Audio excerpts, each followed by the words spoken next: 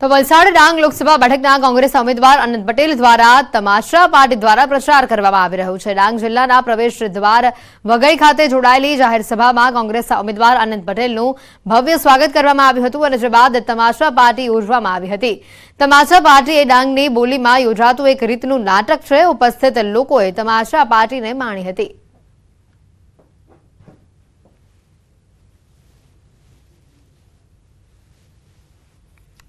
વઘઈના ડોડીપાડામાં તમાશાના કાર્યક્રમમાં પણ હાજરી આપી અને જે પણ દર્શકો પ્રેક્ષકો હતા તેમની સાથે સંવાદ કરીને એમના પ્રશ્નો તેમજ આદિવાસી સમાજની અસ્મિતા જાળવવા માટે સંસ્કૃતિ જાળવવા માટેની ચર્ચાઓ અમે કરી હતી અને લોકો ખૂબ ઉમંગમાં છે। ઇન્ડિયા ગઠબંધનની સરકાર અમે દિલ્હીમાં બનાવીશું। રૂપાલા ક્ષત્રિય સમાજ મુદ્દે કરેલ નિવેદનનો જે મુદ્દો વધુ ઉગ્ર બની રહ્યો છે અને ક્ષત્રિય સમાજ રૂપાલાની ઉમેદવારી સામે વિરોધ નોંધાવ્યો છે।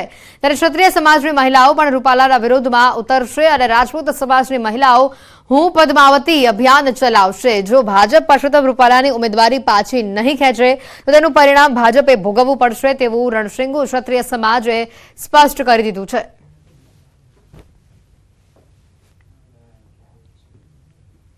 તો આખરે ક્ષત્રિય સમાજની બેઠક પૂર્ણ થઈ છે અને રૂપાલાની ઉમેદવારી રદ કરવાની માંગ ઉઠી છે। તૃપ્તિબા આપણી સાથે છે, શું કહેશો? જે પ્રકારની મીટિંગ જે મળી હતી ક્ષત્રિય સમાજની, શું ચર્ચા થઈ અને જે શું પ્રમુખ માંગ રહી? મુખ્ય માંગ તો પહેલેથી એ જ હતી કે સોમાનના ભોગે તો રાજનીતિ નહીં અને સમાજના ભોગે સમાજ સેવા પણ નહીં। એટલે મુખ્ય વાત તો એ જ છે કે રૂપાલા સાહેબની નામાંકન રદ કરવામાં આવે, એમની ટિકિટ રદ કરવામાં આવે અને જો નથી કરવામાં આવતી તો રાજપૂત સમાજ ગ્રાઉન્ડ લેવલ પર આવીને કામ કરશે। વિરોધમાં વોટિંગ માટે તો છે જ તે, સાથે સંમેલન પણ થશે અને રાજપૂત સમાજ સાથે દરેક સમાજ ઊભો છે। કારણ કે જ્યારે એમનું માફીનો જે વિડીયો આવ્યો ત્યારે અમને ઘણા બધા સમાજના લોકોએ, બીજા મીન્સ અન્ય સમાજના લોકોએ કીધું કે આની આ વસ્તુમાં તમારે બાંધછોડ ન કરવી જોઈએ। કારણ કે આ વસ્તુ કેવી છે પહેલાં કે દરેક જ્યારે ઇલેક્શન આવે ત્યારે દરેક નેતાઓ આજે રાજપૂત સમાજ માટે બોલ્યા છે, બીજા પણ સમાજ માટે બોલતા હોય છે। તો એક આ સામાજિક જે અસમાનતા ઊભી કરવાનું કામ જે આ નેતાઓ કરે છે, તો જો રાજપૂત સમાજ સ્ટેન્ડ અત્યારે નહીં લે તો એક જણને હિંમત થઈ છે, કાલ સવારના બીજા કરશે, ત્રીજા કરશે। એટલે આ વખતે રાજપૂત સમાજનું બહુ સ્ટેન્ડ ક્લિયર છે કે રૂપાલા સાહેબ તો એ ટિકિટ પર સીટ પર નહીં જ તે। ભાજપના પ્રદેશ અધ્યક્ષ સી આર પાટીલ તેમજ ભાજપના ક્ષત્રિય આગેવાનો છે, તેઓ પણ ક્ષત્રિય સમાજને ક્યાંક ને ક્યાંક મનાવવા માટે કે તેમની સાથે બેઠક કરવાની વાત છે, તમે જે રીતે રૂપાલા સાહેબનું જે ઉમેદવારી જે છે તે રદ કરવાની વાત કરી રહ્યા છો, પણ એ ક્યાંક મનાવવાના પ્રયાસ કરવામાં આવી રહ્યા છે? સ્વાભાવિક છે, ઇલેક્શન આવે છે અને રૂપાલા સાહેબ વરિષ્ઠ નેતા છે એટલે એ સીટ તો ખોવા માંગે જ નહીં બીજેપી। પણ એ બાબતે ખાસ કે આપણે જે કર્યું મિટિંગ, તો જ્યારે અત્યારે અહીંયા ગુજરાત રાજ્યની રાજપૂત સમાજની 90 જેટલી સંસ્થાઓ હાજર છે અને મુખ્ય બધા જ પ્રમુખો અહીંયા હાજર છે। એટલે બની શકે કે રાજકીય જે કોઈ આગેવાનો હોય સમાજના, એમની સાથે મિટિંગ હોય અને એમની સાથે પણ વડીલો વાતચીત કરશે અને હું નથી માનતી કે કોઈ સ્વમાનના ભોગે આ બધું સમાધાન કંઈ પણ થાય। તો રાજકોટમાં રૂપાલા વિવાદ પર પાટીલનું નિવેદન સામે આવ્યું છે। ક્ષત્રિય સમાજના આગેવાનો સાથે ચર્ચા ચાલી રહી છે। 1-2 દિવસમાં સુખદ પરિણામ આવશે, આ નિવેદન સી આર પાટીલ દ્વારા આપવામાં આવ્યું।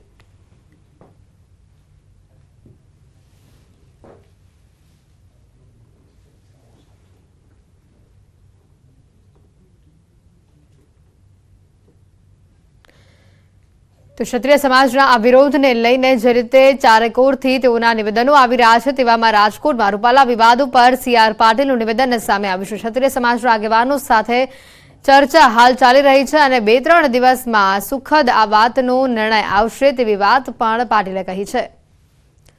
રાજકોટમાં રૂપાલા વિવાદ ઉપર પાટીલનું સૂચક નિવેદન સામે આવ્યું। તેઓએ 2 દિવસમાં સુખદ પરિણામ આવશે તેવી વાત કહી છે।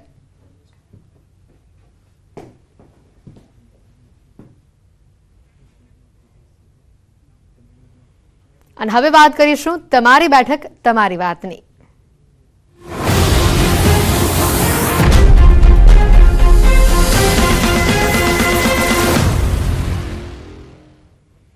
ભાવનગરમાં ચૂંટણીનો પારો બરાબરનો ગરમાઈ ગયો છે અને આ વખતે ભાજપની સામે ઇન્ડી ગઠબંધનના ઉમેદવાર ઉમેશ મકવાણા મેદાન છે। એટલે કોળી વર્સિસ કોળીનો જંગ જામશે। ત્યારે ભાવનગરની જનતા છેલ્લા 5 વર્ષના કામકાજથી કેટલી ખુશ છે, તેમના નવા સાંસદ કેવા તેઓ ઈચ્છી રહ્યા છે અને ભાવનગરના મતદારોની શું માંગ છે, સાંભળો અમારી આ વિશેષ રજૂઆત તમારી બેઠક તમારી વાતમાં। વાત કરીશું ગુજરાતની 26 સીટમાંથી ભાવનગરની એક સીટની। લોકોની કેવી અપેક્ષા છે, કેવી આગલી સરકારના જે પ્રતિનિધિ હતા તેઓએ કામ કર્યા છે। વાત કરીએ ભાવનગરની જનતા જોડે. સર, ખાસ કરી વાત કરીએ તો જે આગળની સરકારના જે સાંસદ રહ્યા હતા ભારતીબેન, કેવા પ્રકારના તેમનાથી કામ થયા હતા, કેવી અપેક્ષા રાખી છે હવેના જે સાંસદ આવે એની માટે? અત્યાર સુધીમાં છેલ્લા 10 વર્ષનો તમે આંકડો લ્યો તો કોઈ કામ ખાસ કરીને થયા નથી. એની અંદર ખૂબ જ નિષ્ફળ ગયા છે. અને આવનારા સમયની અંદર અમે એવું છે કે ભાવનગરનો ખરેખર વિકાસ થાય, કાગળ ઉપર નહીં, માત્ર ને માત્ર ભ્રામક જાહેરાત કરવામાં આવે, મુખ્યમંત્રી આવે, પ્રધાનમંત્રી આવે અને હજારોને કરોડ રૂપિયા આપીને ભાવનગરવાસીને ખુશ કરીને જતા રહે કાગળ ઉપર અને વાસ્તવિક કંઈ આપે નહીં.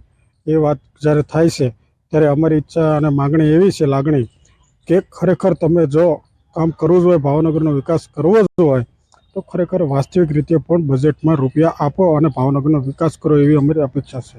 જાહેર ચોપાલની અંદર ભાવનગર શહેર અને ભાવનગર જિલ્લાનો છેલ્લા 20 વર્ષથી ભાજપ શાસિત સરકાર છે. આ સરકાર અને આના પછી પણ અમારા બેન ભારતીબેન CR જો ડૉક્ટર હોવા છતાં ભાવનગરને આરોગ્યને લક્ષી કોઈ પણ પ્રકારની સુવિધા ભાવનગરને મળી નથી. ખાસ કરીને મનસુખભાઈ માંડવિયા પણ દેશના આરોગ્ય પ્રધાન હતા, એમને પણ ભાવનગર માટે કોઈ પણ પ્રકારના આરોગ્યને લગતી કાર્યક્રમ નથી કર્યા. ત્યારે 210 કરોડના ખર્ચે ભાવનગર શહેરની અંદર હોસ્પિટલ બની ગઈ છે, જેની ઓપનિંગ 7 વર્ષથી નથી બનવામાં આવ્યું અને એ પણ ખખડાદલ બનવામાં આવ્યું છે. જિલ્લા 7 તાલુકાની અંદર હોસ્પિટલો ખખડદર છે. ત્યારે મુખ્ય અમારી ડિમાન્ડ છે કે ભાવનગરને આરોગ્યની સુવિધાઓ બેસ્ટ મળે, એની એક પ્રેરણા કરે. હું એક મહિલા છું એટલે ચોક્કસપણે હું એક મહિલા માટે બોલીશ. અને મહિલા સુરક્ષાની વાતો માત્ર ને માત્ર ટીવી ન્યૂઝ ચેનલ ઉપર થાય છે, પણ હકીકતમાં હોતી નથી. જેમ કે આપણે જોઈએ કે ભારતીબેન CR એક મહિલા છે, ધારાસભ્ય સેજલબેન પંડ્યા પણ એક મહિલા છે. મહિલા ધારાસભ્ય અને સાંસદ હોવા છતાં પણ મારા ભાવનગરની દીકરી 8 વર્ષની દીકરી સુરક્ષિત નથી. કુંભારવાડાની 8 વર્ષની દીકરી ઉપર બળાત્કાર થાય છે. એમ છતાં પછી ભાજપના કોર્પોરેટર પણ ક્યાંક ને ક્યાંક સુરક્ષિત નથી. જેમ કે તેમની ઉપર પણ બુટલેગરો હુમલો કરે છે અને અવારનવાર આવા કિસ્સાઓ બનતા રહે છે. તો આમાં મહિલા સુરક્ષાની વાત ક્યાં આવી? સર, ભાવનગરની એક સામાન્ય વિદ્યાર્થી તરીકે એટલું જ કહીશ કે કોલેજ સ્ટુડન્ટ છું, તો સર જે કોલેજમાં સુવિધાઓ મળવી જોઈએ એ ખરેખર મળતી નથી. કારણ કે જ્યારે કોલેજમાં જઈએ ત્યારે આપણને કોઈ સ્વાસ્થ્ય બાબતે કોઈ પ્રોબ્લેમ થાય છે તો એના માટે કોલેજ એવું કહે છે કે એના માટે અમે જવાબદાર નથી. એમ તમે તમારી રીતે તમે આ પ્રશ્ન હલ કરો. અને મેડિકલ સર્ટિફિકેટ આપવા છતાં પણ એ લોકો અમારા મેડિકલ સર્ટિફિકેટ યુનિવર્સિટી સુધી પહોંચાડતા નથી. ભાવનગરની એક સારામાં સારી યુનિવર્સિટી મહારાજા કૃષ્ણકુમારસિંહજી યુનિવર્સિટી કે જે નામના પામી ગયેલી છે, એ યુનિવર્સિટીમાં પણ અમારા પ્રશ્નો હલ થતા નથી. સાથે સાથે ટેબ્લેટ યોજના પણ બંધ કરી દેવામાં આવી છે કે જેના કારણે અમુક વિદ્યાર્થીઓમાં ઘણો બધું આમ પ્રોબ્લેમ, મુશ્કેલીઓ પડવા માંડી છે. અને સાથે IT સ્ટુડન્ટ્સ માટે ખાસ કે એ લોકોને કોઈ સારા એવા કોઈ નિષ્ણાંત લોકો મળતા નથી. અને સાથે સાથે લેપટોપ કે જે બાળકોને IT પ્રોજેક્ટ કરવા હોય છે એના માટે એમને લેપટોપની પણ કોઈ સુવિધા મળતી નથી. તો આ મળે એના માટે એક ખાસ વિનંતી છે સરકારને. તો મારું ચોક્કસ કહેવાનું એ છે, જે નર્સિંગ સ્ટુડન્ટ છે, આજે BSc માઇક્રોબાયોલોજી ઘણું બધું છતાં પ્રાઇવેટમાં જોબ કરતા હોય છે તો એના 8 કલાક 10 કલાકની ડ્યુટી હોય તો એના પૂરતું ભરતું નથી મળતું. તેથી કરીને જે એને ગવર્મેન્ટના સ્કોપ રહે, બસ મારે હેતુ છે. ધરતીની વાત છે ત્યારે એ વાત કહેતા એક દુઃખ અને એક આનંદ, કભી ખુશી કભી ગમ જેવો માહોલ છે. ખુશીની બાબત એ છે કે ભાજપ સરકાર લગભગ 30 વર્ષથી શાસન કરી રહી છે, પરંતુ જે ભાવનગરને સુવિધાઓ મળવી જોઈએ એ સુવિધા હજુ પણ મળી નથી. એ મોટી ગંભીર બાબત છે. માત્ર ને માત્ર વિકાસ પેપરના પાના ઉપર મોટો દેખાય છે, પરંતુ જમીન ઉપર વિકાસ દેખાતો નથી. એ અત્યંત દુઃખદ બાબત છે. આ બાબતને ધ્યાનમાં લઈ આવનાર ચૂંટણીની અંદર જો પ્રજા લોક હિત માટે અને જાગૃતિ માટે અને ભાવનગરના વિકાસ માટે, ભાવનગર માટે મતદાન કરે એવી આશા સાથે જય હિન્દ. આપ વિદ્યાર્થીઓ છો, અભ્યાસ પૂર્ણ થવાની આરે છે, કેવી ડિમાન્ડ છે, કેવા પ્રકારના પ્રશ્નો છે કોલેજને લઈને? જી, કોલેજને લઈને ઘણા બધા પ્રશ્ન છે. સૌ પ્રથમ તો પ્રશ્ન એ છે કે 10 વર્ષ પહેલા જ્યારે ચૂંટણી હતી ત્યારે અત્યારના હાલના જે વડાપ્રધાન છે ત્યારે તે ઉમેદવાર હતા અને એમને કીધું હતું કે આપણે શિક્ષણ, રોટી રોજી, કપડાં, મકાન એ બધાના મુદ્દે અને ભ્રષ્ટાચારના મુદ્દે એ લોકો ચૂંટાઈને આવ્યા. પછી ધર્મના આડે છુપાઈ ગયા. અને હાલ જે પ્રશ્ન એવા છે કે છેલ્લા 10 વર્ષમાં ભાવનગર કે દેશની અંદર કોઈ પણ એવી ગવર્મેન્ટ શિક્ષણ સંસ્થા ઊભી નથી થઈ. જેટલી પણ શિક્ષણ સંસ્થા છે, સરકારી સંસ્થા છે, જેમાં 1,000-1,500 રૂપિયાની જે નોમિનલ ફીમાં લોકો અભ્યાસ કરી શકે તે સંસ્થાને બંધ કરવામાં આવે છે અને પોતાના મળતિયાઓની જે પ્રાઇવેટ સંસ્થાઓ છે તેમાં એડમિશન દેવા માટે તે સંસ્થાની ફેસિલિટીને પણ નષ્ટ કરવામાં આવે છે. રોજગારના કોઈ તકો નથી અને રોજગાર મેળવવા માટે ઘણા જ મારી સાથેના ભણતા વિદ્યાર્થીઓ વિદેશ ગયા છે, તો વિદેશમાં પણ તેમના સાથે શોષણ થાય છે. કોઈ જગ્યાએ પાસપોર્ટ છીનવાઈ જાય છે. હાલમાં જ અમેરિકામાં એક 23 વર્ષની બાળકીની પોલીસવાળાએ હિટ એન્ડ રન કર્યું હતું, પણ એને પણ હજી ન્યાય નથી મળ્યો. 15 દિવસ એમને બોડી લાવતા છે. તો વિદેશ નીતિમાં પણ સાહેબ નિષ્ફળ જ ગયા છે. એટલે મને નથી લાગતું કે આવનારા સમયમાં પણ કોઈ યુવાનો આ મોદીજીની સામે એ દ્રષ્ટિએ જોતા હોય કે જે 2013માં અને 2014માં એમને જોયા હોય. કે આવનાર ચૂંટણીમાં જે ભાવનગરને નવા સાંસદ મળશે તે ભાવનગરના વિકાસના રથને કેટલો આગળ લઈ જશે તે સમય બતાવશે. નીતિન ગોહિલ, ન્યૂઝ 18 ગુજરાતી, ભાવનગર. સમાચારોમાં હાલ રોકાઈશું એક બ્રેક માટે, પરંતુ તે પહેલા નજર ટોપ 3 ખબરો પર. સુરતમાં ફક્ત 400 રૂપિયા માટે મિત્ર બન્યો દુશ્મન. ખુલ્લેઆમ મિત્રને માર મારતા નિપજ્યું મોત. ઘટના થઈ સીસીટીવીમાં કેદ. પ્રેમ લગ્ન કરનાર યુવકનું લાઈવ અપહરણ. યુવતીના ભાઈઓએ ડીસામાં કર્યું અપહરણ. યુવકને ઢોર માર મારી ફેંકી દેવાયો. ગાંધીનગરમાં મનપા બની કોંગ્રેસ મુક્ત. કોંગ્રેસના 2 કોર્પોરેટરના રાજીનામા. બંને આવતીકાલે કરશે કેસરિયા.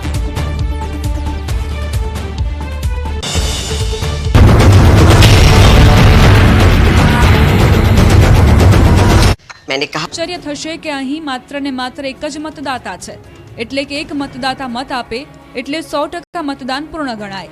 ત્યારે આ મતદાન કેન્દ્રની મુલાકાતે જિલ્લા કલેક્ટર પહોંચ્યા હતા અને જાતે કચરો એકત્રિત કરીને સફાઈ અભિયાન હાથ ધર્યું હતું.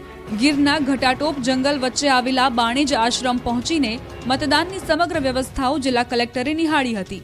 અહીં એકમાત્ર મતદાર માટે પોલિંગ સ્ટાફ જંગલમાં 25 કિલોમીટરની દુર્ગમ મુસાફરી કરી પહોંચે છે. મતદારોની દ્રષ્ટિએ ભારત એ વિશ્વની સૌથી મોટી લોકશાહી છે. સાથોસાથ વિશાળ અને વૈવિધ્યતાના કારણે પણ દેશનો એક પણ નાગરિક મતદાનથી વંચિત ન રહી જાય તે જરૂરી છે. ત્યારે ભારતના ચૂંટણી પંચના એવરી વોટ કાઉન્ટ્સના અભિગમને સાર્થક કરવામાં ગીર સોમનાથ જિલ્લાનું ચૂંટણી તંત્ર પણ સજ્જ બન્યું છે. જામવાડાથી આશરે 25 કિલોમીટર દૂર અને દુર્ગમ જંગલમાં આવેલ બાણેજ મતદાન મથક પર એકમાત્ર મતદાર માટે 15 લોકોના પોલિંગ સ્ટાફની વ્યવસ્થા કરવામાં આવી છે. જિલ્લા કલેક્ટરની આ મુલાકાત વેળાએ બાણેજ આશ્રમમાં પ્લાસ્ટિક બોટલનો કચરો જોતા કલેક્ટરે જાતે જ બધો કચરો ઉઠાવી જંગલમાં સફાઈ અભિયાન શરૂ કર્યું હતું, જેમાં ચૂંટણી તંત્ર સાથે સંકળાયેલા અધિકારીઓ કર્મચારીઓ પણ જોડાયા હતા. ગુજરાતમાં ફરીથી હીટવેવની આગાહી. આગામી 2 દિવસ ભીષણ ગરમી પડશે. સૌરાષ્ટ્ર કચ્છમાં યલો એલર્ટ. રાજ્યમાં ધીમે ધીમે ઉનાળો ગરમી પકડી રહ્યો છે. રાજ્યના કેટલાક વિસ્તારોનું તાપમાન 40 ને પાર પહોંચતું જાય છે. આ દરમિયાન હવામાન વિભાગે કહ્યું કે આગામી દિવસોમાં ભીષણ ગરમી પડશે. ખાસ કરીને સૌરાષ્ટ્ર અને કચ્છના કેટલાક વિસ્તારોમાં હીટવેવની વોર્નિંગ આપવામાં આવી. ઉત્તર ગુજરાતના કેટલાક વિસ્તારોમાં આગામી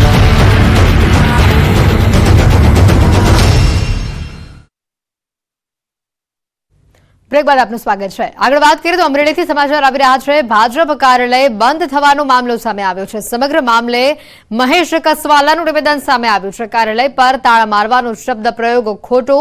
ભાજપનું કાર્યાલય એ જ જગ્યાએ ચાલુ છે અને રહેશે. ગરમીના કારણે સાદા મંડપની જગ્યા ઉપર સારો મંડપ બાંધવાની કામગીરી ચાલી રહી છે. કાર્યકરોની વધતી ભીડના કારણે આ નિર્ણય લેવામાં આવ્યો છે.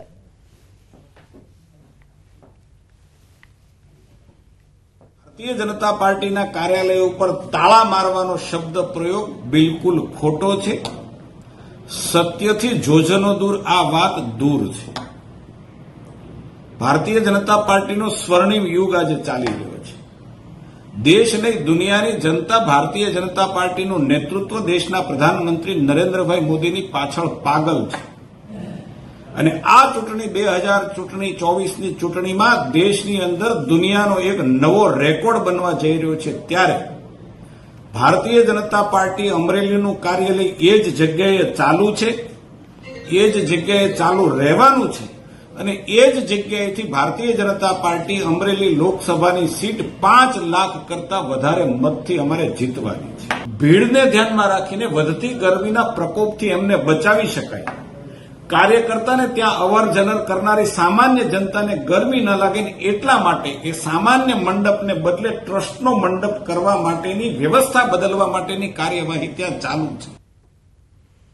તો ગાંધીનગર મહાનગરપાલિકા કોંગ્રેસ મુક્ત બની ગઈ છે. કોંગ્રેસના 2 કોર્પોરેટર રાજીનામા ધરી દીધા છે અને કોંગ્રેસના કોર્પોરેટર અંકિત બારોડ અને ગજેન્દ્રસિંહ વાઘેલાએ રાજીનામા આપી દીધા છે. આવતીકાલે તેઓ વિધિવત રીતે ભાજપમાં જોડાશે.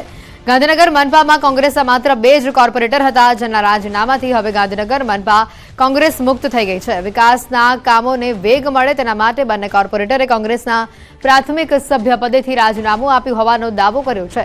સાથે જ લઘુમતીમાં હોવાથી વિકાસના કામો માટે કેટલીક મર્યાદાઓ નડતી હોવાનો પણ સ્વીકાર કર્યો. સાથે જ પોતાના વોર્ડના કાર્યકર્તાઓ અને વડીલો સાથે વાટાઘાટ બાદ જ કોંગ્રેસમાંથી રાજીનામું આપવાનો નિર્ણય લીધો હોવાનો પણ દાવો કર્યો છે. આવતીકાલે ભારતીય જનતા પાર્ટીમાં સામેલ થવાના છીએ. ખાસ રાજીનામું આપવાનું કારણ એ જ હતું કે અમારા વોર્ડનો વિકાસ, અમારા વોર્ડના જે વિકાસના કામો છે એને વેગ મળે અને બધા સાથે ખભેથી ખભો મિલાવીને કામ એક સુસંગતતાથી અમે કામ કરી શકીએ. એ હેતુથી અમારું પ્રાથમિક જે સભ્યપદેથી રાજીનામું આપ્યું છે એનો હેતુ માત્ર એટલો છે. દ્વારકાના રૂપેણ બંદરમાં લોહિયાળ જંગ ખેલાયો છે. લોહિયાળ જંગનો વિડીયો પણ વાયરલ થઈ રહ્યો છે. જૂની અદાવતમાં આ ખૂની ખેલ ખેલાયો છે. જૂની ફરિયાદને લઈને 14 જેટલા લોકોએ હુમલો કર્યો હતો. ટોળાએ ફરિયાદી મહિલા અને પુરુષ પર હુમલો કર્યો. ધોકા, લાકડી, ભાલા, છરી જેવા હથિયારોથી હુમલો કરવામાં આવ્યો. આ હુમલામાં 2 લોકો ગંભીર રીતે ઘાયલ થયા છે. ઘાયલોને ખંભાળિયા હોસ્પિટલ ખસેડવામાં આવ્યા છે. પોલીસે 10 જેટલા આરોપીઓની અટકાયત કરી છે. આ ઘટના જે સામે આવી છે, જૂની ફરિયાદને લઈને 14 જેટલા લોકોએ હુમલો કર્યો હોવાનું સામે આવ્યું છે. એક મહિલા અને એક પુરુષ પર આ પ્રકારે હુમલો કરવામાં આવ્યો. ધોકા, લાકડી, ભાલા, છરી વડે જીવલેણ હુમલો કરવામાં આવ્યો હતો. આ હુમલામાં 2 લોકોને ગંભીર રીતે ઈજા પહોંચી હોવાની પણ માહિતી છે. દ્વારકાના રૂપેણ બંદરમાં આ લોહિયાળ જંગ ખેલાયો હોવાની માહિતી છે. હાલ આ સમગ્ર મામલે તપાસને લઈને પણ આદેશ આપવામાં આવ્યા છે. લોહિયાળ જંગનો વિડીયો પણ વાયરલ થઈ રહ્યો છે. લોહિયાળ જંગ એક જૂની અદાવતના કારણે ખેલાયો હોવાનું હાલ સામે આવી રહ્યું છે. પ્રાથમિક તપાસમાં જૂની ફરિયાદને લઈને 14 જેટલા લોકોએ હુમલો કર્યો હતો. મુકુંદ મોકરિયા અમારી સાથે ફોનલાઈન ઉપર સંવાદદાતા જોડાઈ ચૂક્યા છે. મુકુંદ, વધુ આ માહિતી શું આવી રહી છે સામે? જી, વાત કરવામાં આવે તો દ્વારકાના રૂપેણ બંદરમાં જૂની અદાવતને લઈ 2 જૂથ વચ્ચે ગઈકાલે મારામારીનો બનાવ સામે આવ્યો હતો. એક મહિલા અને તેમના પતિ છે, તેમના ભાઈ છે, તે સરકારી હોસ્પિટલે કોઈ કામ અર્થે નીકળ્યા હતા. ત્યારે રૂપેણ બંદર વિસ્તારમાં જૂની અદાવતને લઈ એક મહિલા સહિત 14 લોકોએ હુમલો કર્યો હતો, જે અંગેની દ્વારકા પોલીસમાં ફરિયાદ નોંધાઈ છે અને હાલ આ જે ઈજાગ્રસ્ત છે તે ખંભાળિયાની હોસ્પિટલમાં સારવાર અર્થે છે. મુકુંદ, આભાર માહિતી બદલ. તો હાલ જે બંને લોકોને ગંભીર રીતે ઈજાગ્રસ્ત હતા તેઓને હોસ્પિટલ સારવાર માટે ખસેડાયા છે. વડોદરાના કરજણથી સમાચાર આવી રહ્યા છે. અસામાજિક તત્વોનો આતંક સામે આવ્યો છે. ખાનગી હોસ્પિટલના કમ્પાઉન્ડર પર હુમલો કરવામાં આવ્યો. સમગ્ર ઘટના સીસીટીવી કેમેરામાં કેદ થઈ છે. અસામાજિક તત્વએ હથોડી વડે માથાના ભાગે હુમલો કર્યો હતો. તો સીસીટીવીમાં સ્પષ્ટ જોઈ શકાય છે કે કઈ રીતે પાછળથી એક વ્યક્તિ આવીને હુમલો કરી રહ્યો છે. હથોડી વડે 3 થી 4 વખત તે હુમલો કરે છે. આ બનાવ અંગે જાણ થતાં પોલીસ ઘટના સ્થળે પહોંચી હતી. તો કયા કારણોસર હુમલો કરવામાં આવ્યો તે દિશામાં પણ તપાસ હાથ ધરાઈ છે. આ ઘટના જ સામે આવી છે. ખાનગી હોસ્પિટલમાં આ પ્રકારનો જીવલેણ હુમલો કરવામાં આવ્યો. જોઈ શકાય છે સીસીટીવી કેમેરામાં કે એક વ્યક્તિ પાછળથી આવે છે અને મોટા હથોડાથી તેના પર હુમલો કરે છે અને 3-4 વાર તે મારે છે. જો કે આસપાસના લોકો તરત દોડી આવ્યા હતા, પરંતુ આ પ્રકારનો જે હુમલો અહીંયા કરવામાં આવ્યો છે કરજણમાં, અસામાજિક તત્વોનો આતંક જાણે દિવસે ને દિવસે વધતો હોય તે પ્રકારની આ ઘટના સામે આવી. ખાનગી હોસ્પિટલમાં આ પ્રકારની ઘટના બનતા આસપાસના લોકોમાં પણ ભય છવાયો હતો. તો કમ્પાઉન્ડર પર હથોડીથી જે હુમલો કરવામાં આવ્યો હતો. વધુ માહિતી મેળવીશું. હાર્દિક ફોન લાઈન ઉપર સંવાદદાતા જોડાઈ ચૂક્યા છે. હાર્દિક, શું માહિતી આવી રહી છે સામે? બિલકુલથી વડોદરા જિલ્લાની વાત કરવામાં આવે તો હવે વડોદરા શહેર બાદ જિલ્લાની હદમાં જે ગુનેગારો છે તેમને કાયદો અને વ્યવસ્થાનો ડર ના હોય તેમ લાગી રહ્યું છે. એનો આ ઉત્તમ ઉદાહરણ કહી શકાય, કારણ કે કરજણમાં એક ખાનગી હોસ્પિટલ આવેલી છે અને ખાનગી હોસ્પિટલમાં એક કમ્પાઉન્ડર નોકરી કરે છે. ત્યારે આજે અચાનક જ કેટલાક હુમલાખોરો છે જો હોસ્પિટલ સાથે દોડી આવ્યા હતા અને જે કમ્પાઉન્ડર છે તે કંઈક વિચારે પહેલા હથોડી વડે કમ્પાઉન્ડર પર જીવલેણ હુમલો જે છે તે કર્યો હતો, જેના કારણે કમ્પાઉન્ડરને ગંભીર પ્રકારની ઈજાઓ પહોંચી હતી અને તેને હાલ અત્યારે સારવાર આપવામાં આવી રહી છે. તો સમગ્ર ઘટનાની જાણ જે છે તે પોલીસને કરવામાં આવી છે. પોલીસ જે છે સ્થળ પર પહોંચી અને ત્યારબાદ અત્યારે જે હુમલાખોરો છે તેમની ધરપકડના ચક્રો ગતિમાન કર્યા છે. ત્યારે હુમલાની સમગ્ર ઘટના છે તે સીસીટીવી કેમેરામાં કેદ થઈ છે. એવું કહેવામાં આવી રહ્યું છે કે અંગત અદાવતને કારણે ભૂતકાળના થયેલા ઝઘડાને કારણે જે અજાણ્યા ઈસમો છે તેમના દ્વારા કમ્પાઉન્ડર પર જીવલેણ હુમલો કરવામાં આવ્યો છે. ત્યારે હવે સમગ્ર જે હકીકત છે તે પોલીસ તપાસ બાદ જ સામે આવશે. બિલકુલ હાર્દિક, આભાર માહિતી બદલ.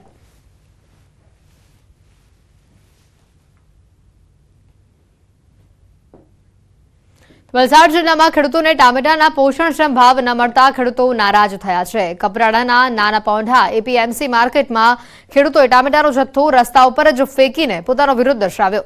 અત્યાર સુધી માર્કેટ 24 કલાક ચાલુ રખાતી હતી. હવે માર્કેટના સમયમાં પણ ફેરફાર કરાતા ખેડૂતોની સમસ્યામાં વધારો થયો છે. આના ઉપરાંત ટામેટાનો જથ્થો માર્કેટ સુધી પહોંચાડવામાં લાગતા ભાડાથી પણ ઓછી કિંમત મળતા ખેડૂતો રોષે ભરાયા છે. માર્કેટ 24 કલાક ચાલુ રહે અને પોષણક્ષમ ભાવ મળે તેવી ખેડૂતોએ માંગ કરી છે. આ ફરફેર કર્યું તેમાંથી અમને ઘણી ખોટ ગયેલી છે. આજે અમે 70 રૂપિયા ને 50 રૂપિયામાં અમે આ માલ આપ્યા આવ્યા, કેમ કે અમારું ભાડું જ તો અમારે 40 રૂપિયા 45 રૂપિયા અમારું ભાડું થાય અને અમે 50 ની 60 રૂપિયામાં આ માલ આપ્યા આવ્યા. તો આ જો પહેલાં માર્કેટ ચાલતું હતું આ જ માર્કેટ રાખે તો સારું. ને આ લોકોએ 26 તારીખથી આવો નિયમ બનાવ્યો કે બધો માલ ભેગો કરીને સવારે 3 વાગ્યાથી વેચવાનો આવો ટાઈમ ટેબલ રાખ્યો એટલે ખેડૂતને કોઈ ભાવ મળતો નથી. વલસાડ જિલ્લામાં ખેડૂતોને પોષણક્ષમ ભાવ નથી મળી રહ્યા. ટામેટાના ભાવ ન મળતા ખેડૂતોમાં રોષ જોવા મળી રહ્યો છે. કપરાડાના નાના પોંઢા ખાતે એપીએમસી માર્કેટમાં ટામેટાનો જથ્થો ફેંકી ખેડૂતોએ રોષ વ્યક્ત કર્યો. ખેડૂતોનો આક્ષેપ છે કે એપીએમસી આવવાનું ભાડું પણ તેઓનું નીકળતું નથી. ટામેટાના યોગ્ય ભાવ ન મળતા ખેડૂતોને આર્થિક ફટકો પડી રહ્યો છે. ખેડૂતોએ પોષણક્ષમ ભાવ મળે તેવી માંગ કરી છે.